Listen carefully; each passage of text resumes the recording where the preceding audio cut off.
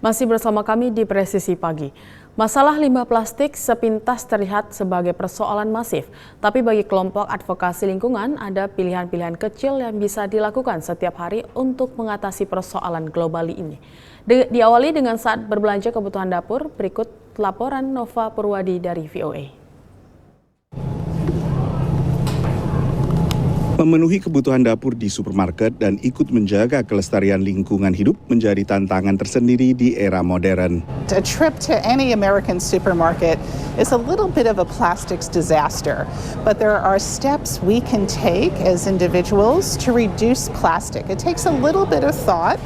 And it's hard, and don't be hard on yourself. You are going to purchase some plastic when you go shopping. Judith Eng adalah mantan regulator dari Badan Perlindungan Lingkungan AS atau EPA yang kini memimpin organisasi advokasi lingkungan Beyond Plastics. Menurutnya konsumen bisa mengurangi dampak lingkungan belanja sehari-hari dengan membuat pilihan-pilihan kecil tapi penting. We eat a lot of peanut butter in our house, and so I look for glass jars rather than plastic jars.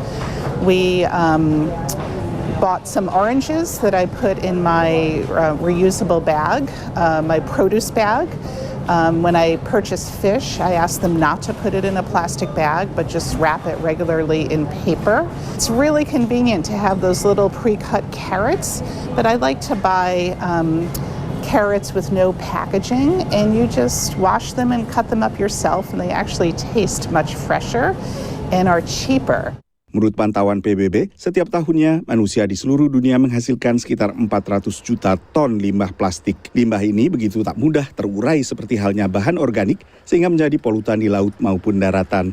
Begitu pecah menjadi partikel-partikel kecil yang dikenal sebagai microplastics atau plastik mikro, bahan ini sangat mudah terhirup atau terkonsumsi manusia.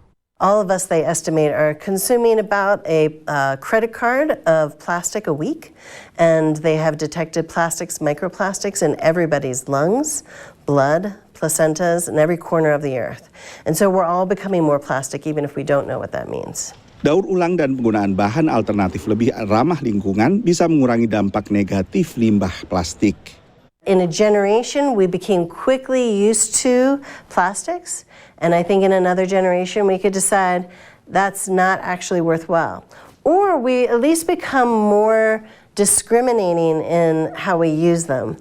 And so that we'll think about when do we really still rely on them, and they're very important, and we can't think of an easy substitute. Pembatasan plastik terutama untuk tas belanjaan digulirkan dunia usaha dan Pemda di Amerika sejak awal tahun 2000-an.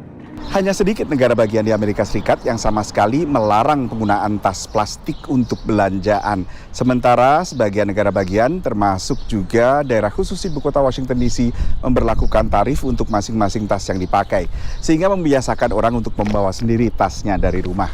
Dari Washington DC, saya Nova Purwadi dan tim VOA. Tetaplah bersama kami, Presisi Pagi akan segera kembali.